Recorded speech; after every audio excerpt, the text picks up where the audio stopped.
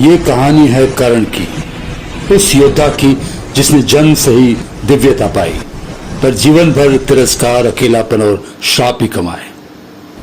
देखो, वह नदी किनारे झुका हुआ है, सूर्य की किरणें उसके कवच पर चमक रही हैं और वो मिट्टी में धसी एक ब्राह्मण की गाड़ी निकालने में लगा है। नम्र, विनम्र और फिर भी दिव्य।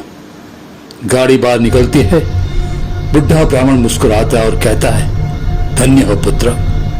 कर्ण झुकता है और कहता है, मैं सूर्य पुत्र राधे कर्ण हूं।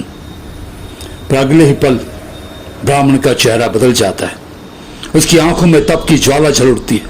वह स्वयं परशुराम है। एक झूठ जो कर्ण ने कभी बोला था, अब उसका भाग्य बदलने वाला है।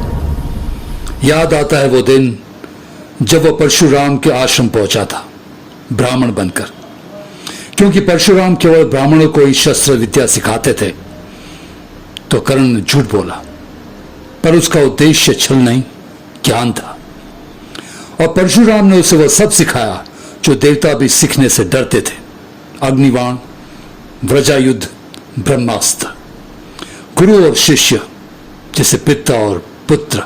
एक दोपहर परशुराम सो रहे थे, तभी एक बिच्छू ने कर्ण की जांघ में डंक मारा।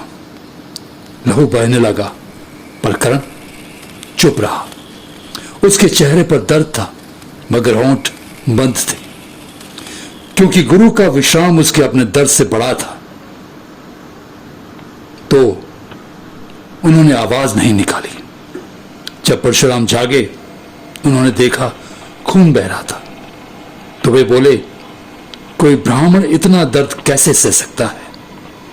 कर्ण झुक गया और सच स्वीकार लिया, गुरुदेव, मैं क्षत्रिय हूं, सूर्य पुत्र। परशुराम की आंखों में क्रोध की अग्नि चल उठी। उन्होंने कहा, जब तुझे इस ज्ञान की सबसे अधिक आवश्यकता होगी, तेरा स्मरण, तेरा अस्त्र विद्या तुझे छोड़ देगी।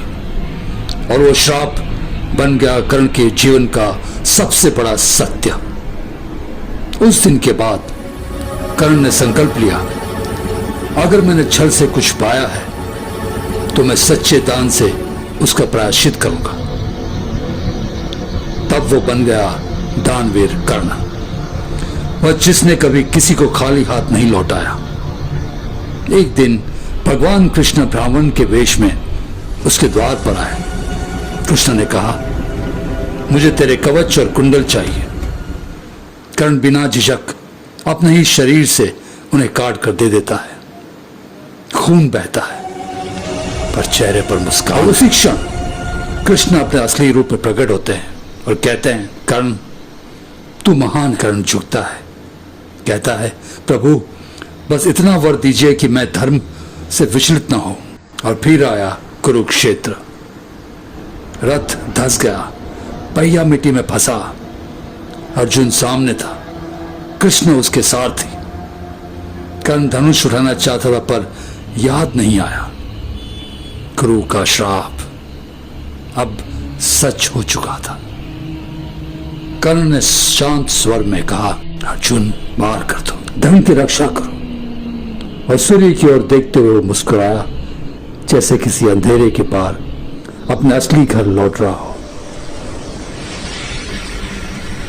कर्ण मृत्यु पाम चुके थे।